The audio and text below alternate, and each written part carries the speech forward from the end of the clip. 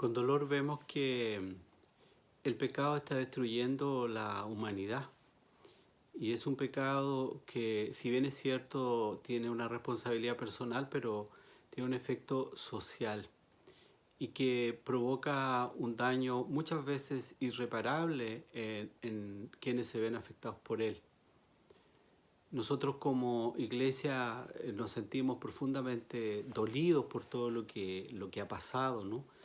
Porque una vez más nos encontramos de nuevo en los medios de comunicación por una acusación a un sacerdote que supuestamente, ¿no es cierto?, cometió abusos de menores. Digo supuestamente porque no es porque yo dude, no, sino que simplemente porque la ley establece que se presume inocencia hasta que no se demuestre su culpabilidad.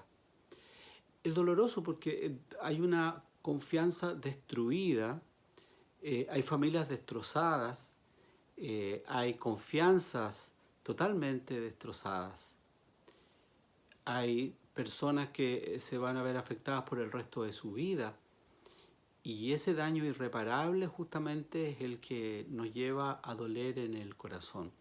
Yo trabajé muchos años en la cárcel y me tocó acompañar, consolar y alentar a mucha gente que iba a ver a sus parientes acusados que por primera vez estaban en la cárcel, muchos de ellos también acusados de abuso y era un dolor muy grande y en un primer momento, ¿no es cierto?, esta negación de que esto no es así, luego el dolor de tener que asumir todo lo que luego venía con respecto a su pariente. Y nunca pensé que yo también me iba a ver afectado de alguna manera, no porque sea mi hermano de carne, de sangre, no, sino porque es un hermano en la fe, un hermano en el ministerio, ¿no? Y que lamentablemente por el pecado se ve destruida su vida, se ve destruida la vida de muchas personas cercanas que a él lo amaban y que lo aman y lo van a seguir amando porque Jesús rechaza el pecado pero no al ser humano, no a la persona. Es probable que muchas personas estén festinando con esto y estén con las piedras en la mano, ¿no es cierto?, endurecidas para lanzarlas. Pero creo que aquí hay un tema que es más de fondo. Si nosotros queremos una sociedad sin este tipo de fenómenos que duelen el alma y nos desarman por dentro, tenemos que llegar a construir una sociedad con más valores, es decir, una sociedad verdaderamente cristiana, porque ahí está el problema. Ustedes me podrán decir, no, pero es que los sacerdotes saben mucho, sí, estoy de acuerdo, nos llenan la cabeza de cosas, ¿no?, de historia, teología, Biblia, psicología religiosa, evolutiva, etcétera, etcétera. De todas esas cosas sabemos.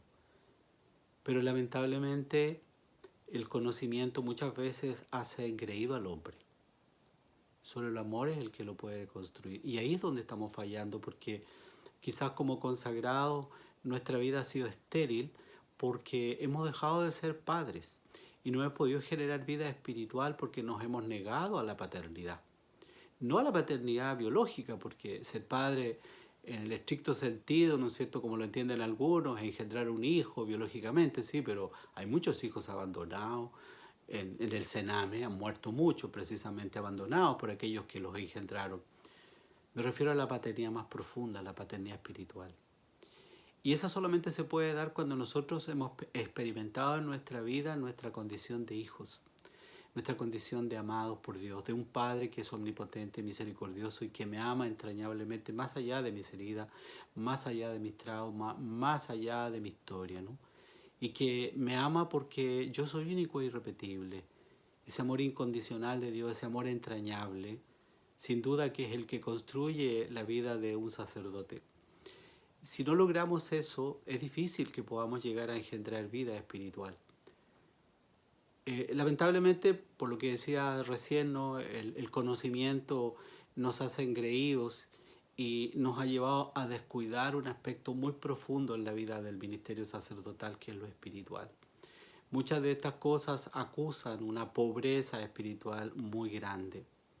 Y en las comunidades religiosas, si bien es cierto, muchas veces viven juntos, pero no se aman. ¿Qué es lo que nos pasa a nosotros también como clero? Tenemos que reconocerlo, ¿no? Que si bien es cierto, cumplimos una tarea pastoral, de conducir una comunidad, pero a veces entre nosotros nos falta mucho la solidaridad, la fraternidad, el amor y el perdón entre nosotros.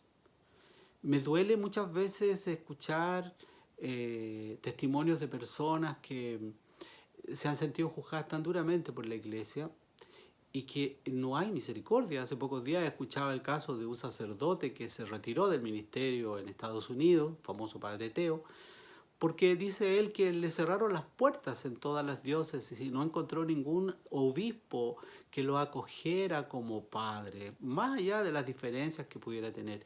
Eso me dolió profundamente porque creo que no podemos llegar a ser solterones neuróticos. Que me disculpen los solterones, porque de alguna manera yo soy soltero también, pero cuando hablo de solterón en un sentido peyorativo estoy hablando de aquel que es indolente, que es egoísta, que todo le molesta, que no tiene la docilidad del espíritu, que no sabe amar como padre. Y ahí es donde está nuestra fragilidad.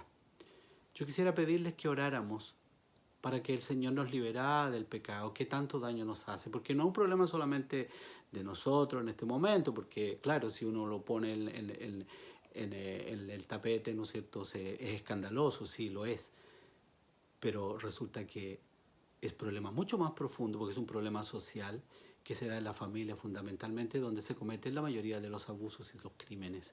Entonces hay una sociedad que está herida y está enferma. Por lo tanto, no andemos buscando culpables para condenarlos y para tratarlos mal y para hacerlo con ellos, ¿no es cierto?, objeto de nuestra ira. Más bien pensemos, ¿qué estoy haciendo yo como papá, como mamá, educando a mis hijos en el amor y el respeto a los demás? ¿Cómo le estoy enseñando que el otro es alguien, no algo? ¿Cómo le estoy enseñando a mi hijo que debe respetar al profesor, que debe respetar a la mujer, a su compañera de curso, que debe respetar a su hermana, a su hermano? Que no es una cosa que está al servicio suyo, sino que es alguien, porque nos hemos olvidado de esa relación que debe haber entre nosotros, del ser alguien. Quizá la economía de nuestro país, la política de nuestro país, la ideologización violenta de nuestro país nos ha hecho olvidarnos de eso que es tan esencial, saber que el otro es alguien, no algo, que es mi hermano, a quien debo amar, cuidar, respetar. Y los que tenemos la tarea de conducir una comunidad, que seamos verdaderamente padres. Y los que han engendrado hijos biológicamente no los anden dejando botados por ahí sin pensión alimenticia, ni tampoco los abandonen para que los abuelos se los críen, sino que háganse responsables, sean padres de verdad y no anden tirando piedras si antes no reconocen su propio pecado. Bendiciones.